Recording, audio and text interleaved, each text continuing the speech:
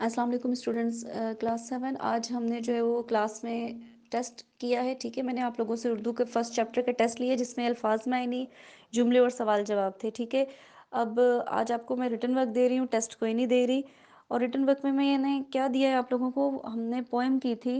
आपकी कॉपी में चैप्टर 2 में पोएम है, वो नबियों में रहमत लक़ब पाने वाला। ठीक है, इसमें हमने इस पोएम के अल्फाज मायनी, सवाल जवाब और जुमले किए हुए हैं, जिसमें हमने इसका खुलासा भी करना है और मरकज़ी ख़्याल भी। लेकिन आज मैं आप लोगों को इसका मरकज़ी ख़्याल सेंड कर रही हूँ। ठीक है, खुलासा हम इसका जो है वो कल क्लास में करेंगे। ठीक, और आज का आपका यही होमवर्क है, रिटन वर्क यही है। आपने मरकज़ी ख़्याल अपनी कॉपीज़ में लिख के लाना है। ठीक है, नीट कॉपीज़ में, उर्दू की कॉपीज़ पे लिख के लाना है। और बस सब बच्चों ने ध्यान रखना है कि स्पेलिंग मिस्टेक्स ना हो।